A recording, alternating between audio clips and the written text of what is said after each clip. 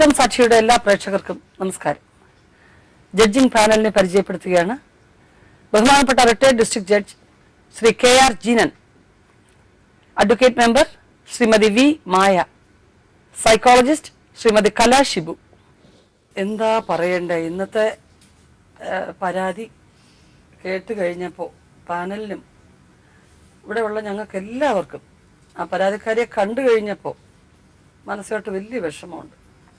കുട്ടിത്തം മാറാത്തൊരു കുട്ടി, 17 തികയാത്തൊരു പെൺകുട്ടി, 1.5 വയസ്സുള്ള കുഞ്ഞുമുണ്ട്. ഒന്നും അറിയാത്ത പ്രായത്തിൽ ചെയ്തു പോയ തെറ്റോ ശരിയോ എന്ന് പോലും നമുക്ക് പറയാൻ പറ്റാത്ത രീതിയിൽ ജീവിതം എത്തിപ്പെട്ട് നിൽക്കുകയാണ്. അതിനൊരു പോംവഴിയുമായിട്ടാണ് രേഷ്മ ഇവിടെ വന്നിരിക്കുന്നത്. രേഷ്മ, എവിടാ വീട്? തൃശ്ശൂര്. തൃശ്ശൂര്. തൃശ്ശൂര് പ്രോപ്പറായിട്ട് എവിടാ? തൃശ്ശൂര് വരടിയം മുണ്ടൂര്. അവിടാണ്. നിങ്ങൾ എത്ര മക്കളാ? 4 മക്കളാ. 4 മക്കള്. 4 പേരും പെൺകുട്ടികൾ. എത്ര വരെ പഠിച്ചു രേഷ്മ? 9 വരെ. പിന്നെ അങ്ങോട്ട് തുടർന്ന് പഠിക്കാത്തത്? തോറ്റു. അച്ഛൻ ഞങ്ങള് ഉപേക്ഷിച്ച് പോയതാ. അപ്പൊ ഞങ്ങൾ ഉപേക്ഷിച്ച് പോയപ്പോ അമ്മ വിഷം കുടിച്ചിട്ടും കാര്യങ്ങളൊക്കെ ആയപ്പോ പഠിക്കാനും പോകാൻ പറ്റിയില്ല. ഹോസ്പിറ്റലൊക്കെ ആയിരുന്നു. പിന്നെ എനിക്ക് ശ്വാസം മുട്ടിന്റെ ഒക്കെ കുഴപ്പമുണ്ട്.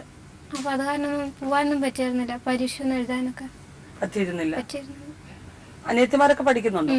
ഏറ്റവും അനിയത്തി എത്രയല്ല പഠിക്കുന്നത് ഇപ്പൊ? ഏറ്റവും 7ല്. ബാക്കിയുള്ളൊരു നേരെയുള്ള അനിയത്തി 10ാം ക്ലാസ് കഴിഞ്ഞോ? +2. ഇപ്പൊ +2 പഠിക്കുക. +2 എഴുതുന്നു.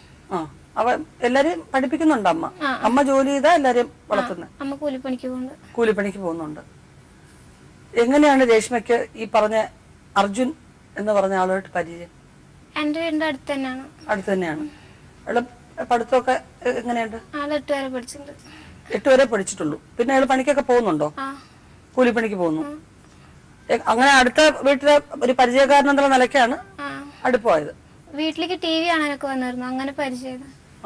എന്നിട്ട് എങ്ങനെ നിങ്ങൾ അടുപ്പമായത്? നിങ്ങൾ തങ്ങളിൽ വീട്ടിൽ വന്നിട്ട് സിനിമ കാണാനൊക്കെ വന്നിരിക്കും. ആള് കാലത്ത് വന്നു കഴിഞ്ഞാ ഉച്ചരിഞ്ഞ് പോവുള്ളൂ. അപ്പൊ അമ്മ പണിക്ക് പോവും, മറ്റനിയത്തിമാര് സ്കൂളിൽ പോകും, രേഷ്മ മാത്രം ഒറ്റയ്ക്ക് വീട്ടില്? വീട്ടില് അനിയത്തിമാരുള്ളപ്പോഴേ വരുള്ളൂ. കാരണം ഞാൻ ജോലിക്ക് പോകുന്നുണ്ടായിരുന്നു. എന്ത് പണിക്കാ? തുണിക്കടയിൽ പോവുമായിരുന്നു.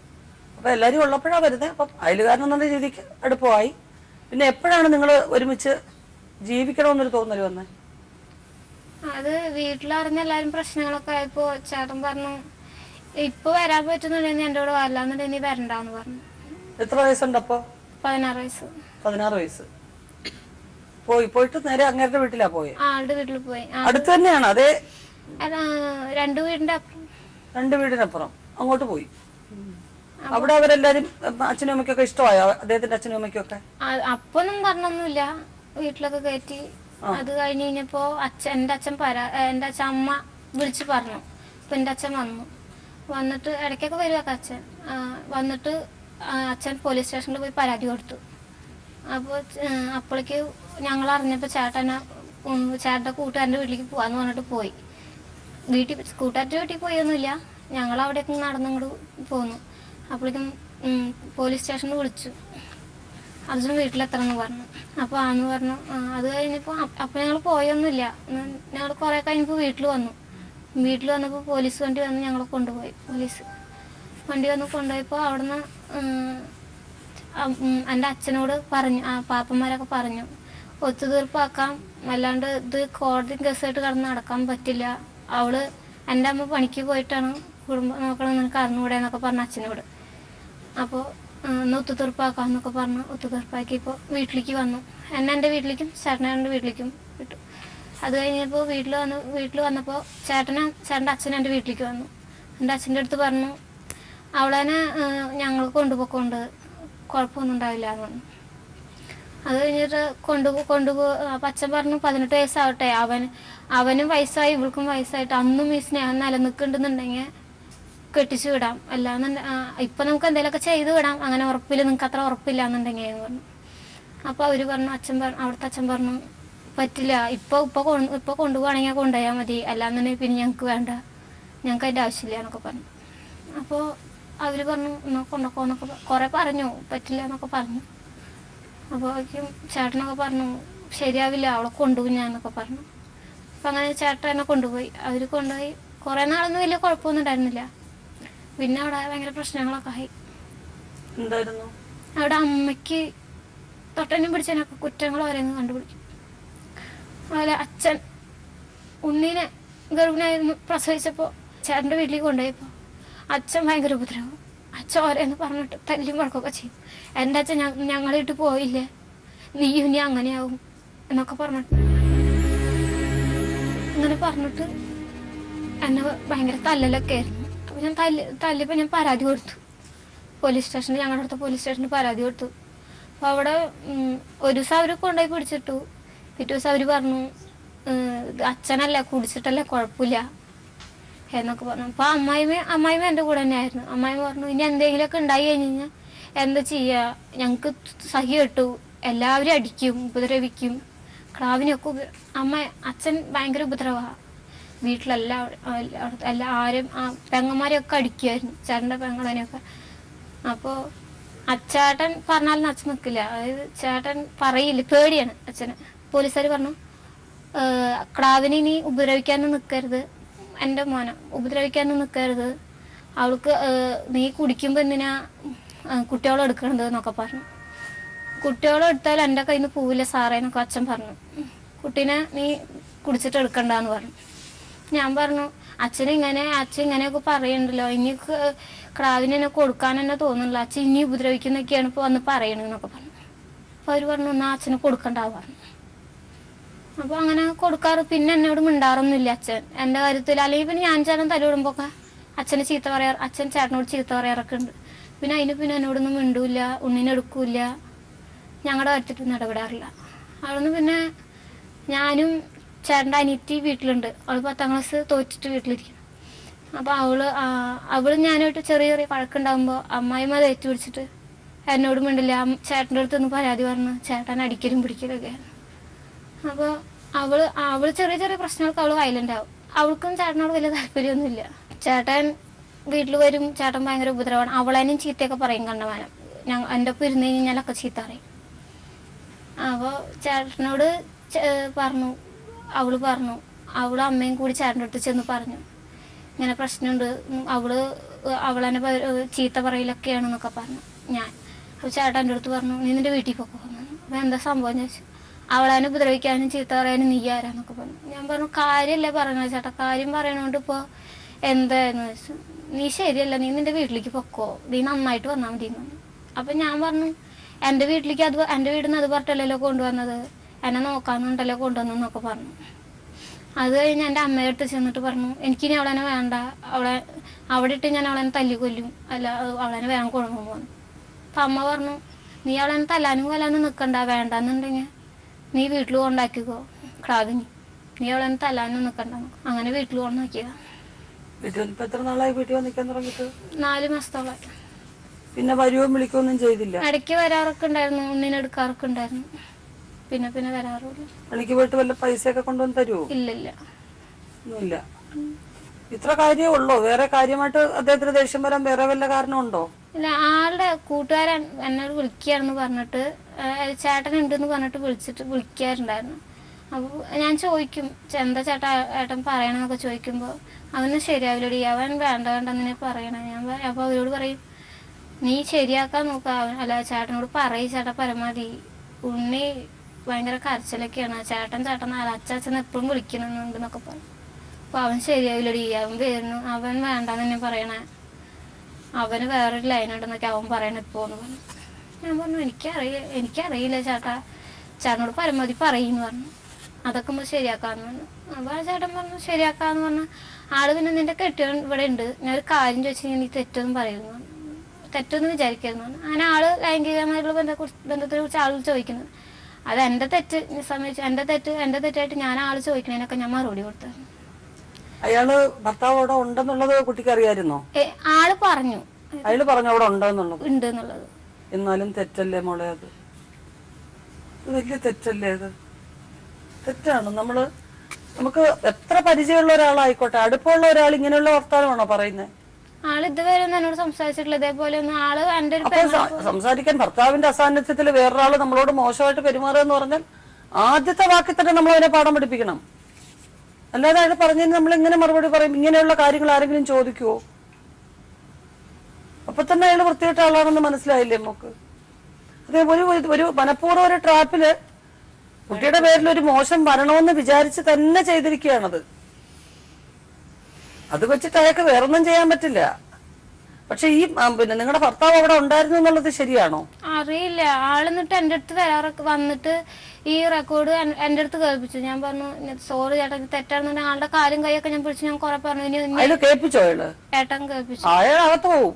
ആര് കേൾപ്പിച്ചു? നിങ്ങളുടെ ഭർത്താവോ? ഭർത്താവിന്റെ ഫോണിലോട്ട് അയാൾ അയച്ചു കൊടുക്കോ ഒന്ന് ചെയ്തിട്ട് അത് കൊണ്ടുവന്ന് നിങ്ങളെ ഭയപ്പെടുത്തുകയാണ്. അപ്പൊ ഞാൻ കുറെ കരഞ്ഞു പറഞ്ഞു ഇനി അങ്ങനെയൊന്നും ഉണ്ടാവില്ല. അയാൾ ഇങ്ങോട്ട് ചോദിച്ചൊന്നുമില്ല, കുട്ടി പറഞ്ഞ കാര്യങ്ങൾ മാത്രം റെക്കോർഡ് ചെയ്തിരിക്കുന്നു. അല്ല, ആളിങ്ങോട്ട് ചോദിക്കണേനുണ്ട്. ഉണ്ട്. അപ്പൊ മോശപ്പെട്ട കാര്യങ്ങൾ മാത്രം റെക്കോർഡ് ചെയ്തിരിക്കുന്നത്. അത് ഭർത്താവിന്റെ അനുവാദത്തോടു കൂടിയായിരിക്കും. പിന്നെ അവിടെ ഉണ്ടായിരുന്നു എന്നല്ലേ പറഞ്ഞ? അയാൾ ഇതിപ്പോ നിങ്ങളുടെ ഭർത്താവ് അവിടെ ഉണ്ടെന്നുണ്ടെങ്കിൽ അയാളുടെ ഫോണിൽ അയച്ചു കൊടുത്തപ്പോ നിങ്ങളെ വഴക്ക് പറയോ അയാൾ ചീത്ത പറയോ അടിക്കുകയോ ചെയ്യുന്നുള്ള പിന്നത്തെ കാര്യം. ആദ്യം അവനിട്ട് രണ്ടെണ്ണം കൊടുക്കുകയല്ലേ വേണ്ടത്? ആളെന്നിട്ട് പറഞ്ഞു എന്റെ അനിയത്തി. ഞാൻ എന്നിട്ട് എല്ലാവരും ചീത്ത പറഞ്ഞപ്പോ ഞാൻ എന്താ പറയാ എന്റെ കൂട്ടുകാരുടെ വീട്ടിൽ പോയിരുന്നു. ഞാൻ ഒരുവിധം കാര്യങ്ങളൊക്കെ അവരുടെ അടുത്ത് പറയും. ഇങ്ങനെ കാര്യങ്ങളൊക്കെ ഉണ്ടായിന്നൊക്കെ പറഞ്ഞ് ഞാൻ അവളോട് പറയും. അപ്പൊ അവരുടെ അടുത്തേക്ക് പോയപ്പോ ഇവിടെ ഏട്ടൻ അവരുടെ അടുത്തേക്ക് പോയിരുന്നു. അതായത് ശ്രീകാന്തേട്ടൻ്റെ അടുത്തേക്കാണ് അവള് പോയിരിക്കണെന്ന് പറഞ്ഞു. എന്നിട്ട് അവരുടെ അടുത്തേക്ക് എന്റെ അനിയത്തി വിളിച്ച് ചോദിച്ചു ശ്രീകാന്തേട്ടൻ്റെ അടുത്തേക്ക്, എന്തുടെ ചേട്ടൻ എങ്ങനെയൊക്കെ പറയണം, അവളുടെ ഒരു ജീവിതം നശിപ്പിച്ചില്ലേന്നൊക്കെ അവളുടെ അടുത്ത് പറഞ്ഞു. അപ്പൊ സ്പീക്കറിലിട്ടിട്ട് ചേട്ടനും എന്റെ അനിയത്തി ഒരുമിച്ചിരിക്കുമ്പോഴാണ് ഇത് പറയുന്നത്. അപ്പൊ ശ്രീകാന്തേട്ടൻ പറഞ്ഞു, എന്റെ അമ്മു ഞാനൊരു തെറ്റും ചെയ്തിട്ടില്ല, അവൻ പറഞ്ഞിട്ടാണ് ഞാൻ അതൊക്കെ പറഞ്ഞത്. ഇവൻ ഇങ്ങനെയൊക്കെ ചെയ്യുന്നത് ഞാൻ അറിഞ്ഞില്ല. എനിക്കും കൂടി പുറത്തേക്ക് ഇറങ്ങാൻ പറ്റുന്നില്ല. ഇപ്പൊ എന്റെ കൂട്ടുകാരന്മാരോട് മിണ്ടണില്ല, അവരൊന്നും എന്നോട് മിണ്ടണില്ല. അമ്മ ഞാൻ എന്തിട്ടാ ചെയ്യണം? അപ്പൊ ഏട്ട ഒന്നും പറഞ്ഞില്ല. ഏട്ട അതൊക്കെ തലാട്ടി മിണ്ടാണ്ട് കേട്ട് നിക്ക. അതായത് സ്പീക്കറിലിട്ടിട്ട് ആളിതൊക്കെ പറയുമ്പോ ചേട്ടൻ മിണ്ടാണ്ട് കേട്ട് നിക്ക. അപ്പൊ അനീറ്റി പറഞ്ഞു. അപ്പൊ അനീറ്റി അവിടെ ചേട്ടൻ്റെ അടുത്തൊന്നും പറഞ്ഞില്ല. അനീറ്റി വീട്ടിൽ വന്ന് പറഞ്ഞു, ചേട്ടൻ ഒത്തു കളിച്ചിട്ടുള്ള അതെന്നു തോന്നുന്നുണ്ട്. ചേട്ടനൊന്നും മിണ്ടിയില്ല. അത്ര നല്ലവണ്ണാണെങ്കിൽ ചേട്ടൻ പറയില്ലടി, ഞാൻ പറഞ്ഞിട്ടാണോടോ നീ റെക്കോർഡ് ചെയ്തെന്ന് ചോദിക്കില്ലടി എന്ന് അനീറ്റി പറഞ്ഞു. അപ്പോ ചേട്ടൻ അതൊന്നും മിണ്ടിയില്ലടി. അത് കേട്ടിട്ട് തലാട്ടിയിട്ട് ചേട്ടൻ്റെ കാര്യം നോക്കി പോവാ ചെയ്തത് എന്ന് പറഞ്ഞു. അത് കഴിഞ്ഞ് ഞാൻ 2 ദിവസം കഴിഞ്ഞപ്പോ ചേട്ടൻ വന്നിട്ട് പറഞ്ഞു, നീ എന്നെ ഇങ്ങനെയൊക്കെ ചെയ്യുന്ന ഞാൻ വിചാരിച്ചില്ല രേഷ്മ എന്നൊക്കെ പറഞ്ഞു. അപ്പൊ ഞാൻ പറഞ്ഞു, സോറി ചേട്ടാ, തെറ്റ് പറ്റിയതാണ്, ഇനി ഒന്നും അങ്ങനെയൊന്നും ഉണ്ടാവില്ല, എന്നെ കൊണ്ടുപോവാ ചേട്ടാന്നൊക്കെ പറഞ്ഞു. അപ്പോ ചേട്ടൻ പറഞ്ഞു, നീ ഇതിൽ വീണില്ല, ഞാനിതിനെ കൊണ്ടുപോവില്ല, നീ ഇത് ഞാൻ വെച്ച ട്രാപ്പ് തന്നെയായിരുന്നു, അതിലേക്ക് നീ ശരിക്കും വീണു എന്ന് പറഞ്ഞു ചേട്ടൻ. വേറൊരു കൂട്ടുകാരനും കൂടി ഉണ്ട്, അവനും ഞാനൊക്കെ കൂടി ഒത്തു കളിച്ചതാന്ന് പറഞ്ഞു ചേട്ടൻ. ഇപ്പൊ ചേട്ടനോട് ചോദിച്ചിട്ട് നീ ഞാനങ്ങനെ പറഞ്ഞോ എന്ന് ചോദിക്കും. ഏട്ടന് എല്ലാവരും നിൽക്കുമ്പോ ഒന്നും പറയില്ല. എല്ലാവരും അങ്ങോട്ട് അകത്തി പോയി കഴിഞ്ഞാൽ ഒറ്റയ്ക്ക് എന്നെ കുറിച്ച് പറയാം. മോളെ ചെയ്തതെല്ലാം തെറ്റാണെന്ന് ബോധ്യം വന്നില്ലേ? ഇപ്പൊ നിങ്ങൾ കൊച്ചു കുട്ടികളല്ലേ? അമ്മ കൂലിപ്പണിയും ചെയ്തതാണ്. 4 പെൺകുട്ടികള്. നിന്റെ താഴെയുള്ള കുട്ടികളുടെ കാര്യം നീ ആലോചിച്ചോ? പഠിക്കാനുള്ള പ്രായത്തിൽ പഠിക്കാനൊത്തില്ല, എന്തോ സാഹചര്യം അങ്ങനെ ആയിപ്പോയി, അച്ഛൻ ഉപേക്ഷിച്ച് പോയി, അങ്ങനെ ഒരുപാട് ബുദ്ധിമുട്ടുണ്ട്. അപ്പോ നമ്മൾ എന്താ വേണ്ടത്? അമ്മയ്ക്ക് സപ്പോർട്ടായിട്ട് അന്തസ്സായിട്ട് ജീവിച്ച് കാണിക്കല്ലേ വേണ്ടത്? അതിന് ഇങ്ങനെ ഒരു അബദ്ധം പറ്റി, ഒരു കുഞ്ഞുമായി. നിയമത്തിനെ കുറിച്ചും നിങ്ങൾക്കൊന്നും അറിയില്ല, ഒന്നിനെപ്പറ്റി ഒന്നും അറിയില്ല. നീ ഓർക്കണം, നിന്റെ ഇടയ പിള്ളേരെ ഓർക്കണം. അവരോടും പറയുകയാണ്, പെൺകുഞ്ഞുങ്ങളാണ്. ഒരു കാരണവശാലും ആരും അംഗീകരിച്ചു തരുന്ന കാര്യമല്ല മറ്റൊരാളോട് നമ്മൾ മോശമായിട്ട് പെരുമാറുക എന്ന് പറയുന്നത്. ഇപ്പൊ എന്താ വേണ്ടത്? ഇപ്പം അയാളുടെ കൂടെ പോയി താമസിക്കാൻ അല്ലേ? അപ്പൊ ആ വീട്ടിൽ നിങ്ങൾക്ക് ശരിയാവില്ല, നിന്റെ വീട്ടിലും നിർത്താൻ പറ്റില്ല. കാരണം ഇത്തരം സ്വഭാവം ഉള്ളത് നിന്റെ നിങ്ങൾ പിള്ളേരുടെ കാര്യം കൂടെ ആലോചിക്കണം. അയാളുടെ സ്വഭാവം അത്ര ക്ലിയർ ആണെന്ന് തോന്നില്ല, പക്വതയൊക്കെ ആയിട്ടില്ല, അയാൾക്കും പ്രായമില്ല. നാളെ നിങ്ങളുടെ അനിയത്തിമാരോടുള്ള ഇയാളുടെ പെരുമാറ്റം എങ്ങനെയായിരിക്കും കേട്ടറിഞ്ഞിടത്തോളം നമുക്ക് വലിയ വിശ്വാസം പോരാ. കൂട്ടുകാരനെയും കൂടെ ഇരുത്തിക്കൊണ്ട് ഭാര്യയോട് അനാവശ്യം ചോദിക്കുന്നു എന്ന് പറയുമ്പോ, പിന്നെ ഈ പൊടികൊച്ചനെയും കൊണ്ട് കുട്ടിക്ക് എത്ര വയസ്സായി? അപ്പൊ 1 വയസ്സ് 1 മാസം. 1 വയസ്സ് 1 മാസം. 1 മാസമായി. അച്ഛന് നിങ്ങളോട് ഇഷ്ടമാണോ? അച്ഛൻ വന്ന് നിങ്ങളെ നോക്കും, എല്ലാ കാര്യങ്ങളും ചെയ്യുന്നുണ്ട്. അദ്ദേഹം വന്നാലും പോലീസ് പരാതിപ്പെടുകയും എല്ലാം ചെയ്തു കൊടുത്തിരിക്കുന്നത്, എല്ലാം ഉള്ളപ്പോഴൊക്കെ തരുമൊക്കെ ചെയ്യും. അന്ന് അച്ഛൻ പറഞ്ഞത് അദ്ദേഹം വിദ്യാഭ്യാസം ഉള്ള ആളാണോ ഇല്ലയോ, നല്ലൊരു കാര്യമാണ് പറഞ്ഞത്. 18 വയസ്സ് വരെ നിക്കട്ടെ, അന്ന് ഈ സ്നേഹം തുടർന്നുകൊണ്ട് പോകുന്നുണ്ടെങ്കിൽ നമുക്ക് കല്യാണം നടത്തി കൊടുക്കാന്ന് പറഞ്ഞു മര്യാദക്ക്. അതും കേട്ടില്ല. അപ്പൊ വാശി അർജുനായിരുന്നു അല്ലേ? ഇപ്പൊ അച്ഛനും ചേട്ടനും.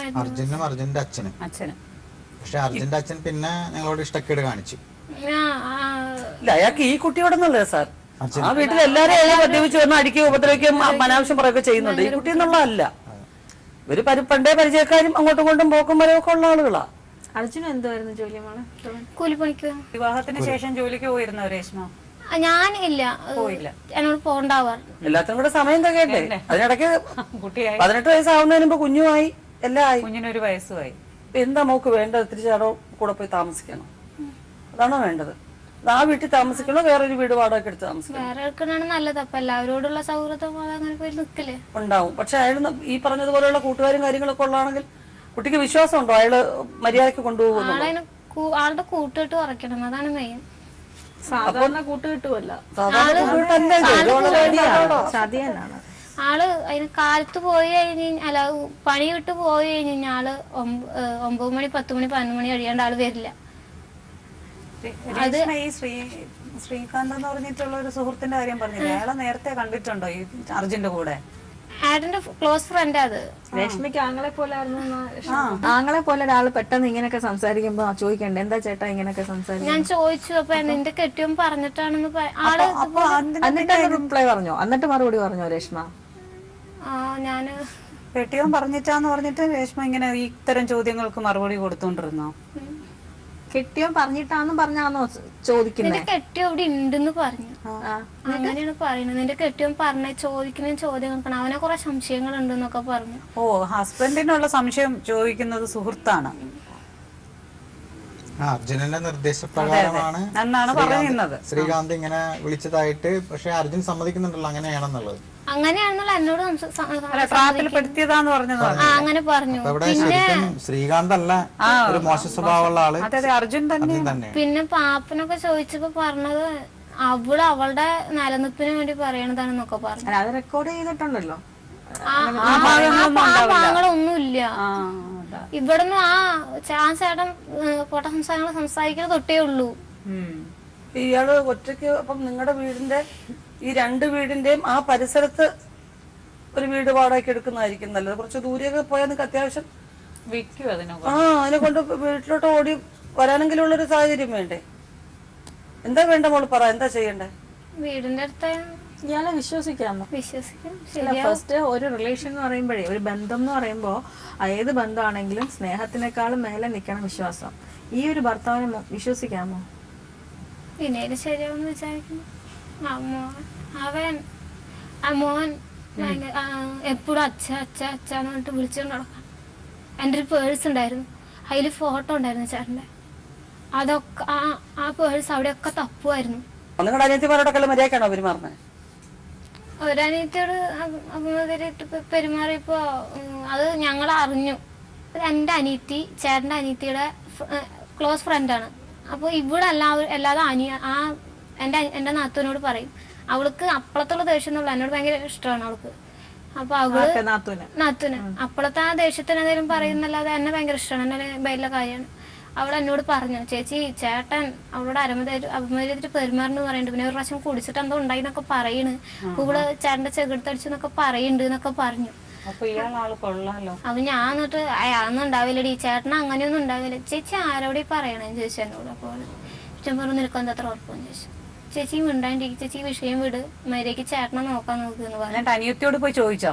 ഞാൻ ചോദിച്ചു ചേട്ടൻ. അപ്പൊ അവള് പറഞ്ഞു എനിക്ക് എന്താന്ന് അറിയില്ല, ആ ചേട്ടൻ എന്താ കൈ പിടിച്ചത് അങ്ങനെ എന്താ ആള് പറഞ്ഞു. അവൻ ഞാൻ പറഞ്ഞു കുടിച്ചിരിക്കുന്ന ആളുടെ അടുത്തേക്ക് നീ എന്തിനാ പോയെന്ന് ചോദിച്ചു. അവളോട് നമ്മള് പെമ്പിളായി ഒതുക്കാനല്ലേ അവിടെ നോക്കാം. അവള് പറഞ്ഞു നമ്മള് പോയതല്ല, ആകെ 2 റൂമുണ്ട് നിന്റെ. എന്നിട്ട് എന്നെ ചീത്ത പറഞ്ഞു, നിന്റെ കെട്ടി ഇവിടെ വന്നിരിക്കണെന്ന് പറഞ്ഞിട്ട്. അപ്പൊ അതാണ് മൂത്തത്. ഇത് എന്തെങ്കിലും പറഞ്ഞു കഴിഞ്ഞാൽ നിന്റെ സ്വഭാവം ഇങ്ങനല്ലേ, എന്റെ കൂട്ടുകാരനോട് ഇങ്ങനെ സംസാരിച്ച കണ്ടില്ലേ, നീ ഇങ്ങനത്തെ ഒരു ആണ്, അതുകൊണ്ടാണെന്ന് പറഞ്ഞ മോളെ ഞാൻ ചോദിക്കട്ടെ. ഇപ്പോ ഒരു പക്ഷെ അയാള് നിന്നെ കൊണ്ടുപോകാൻ തയ്യാറല്ല എന്ന് പറഞ്ഞാൽ നമ്മൾ ഒരാളിനെ ഒരു പരിധിക്കപ്പുറം നിർബന്ധിക്കാൻ പറ്റില്ലല്ലോ.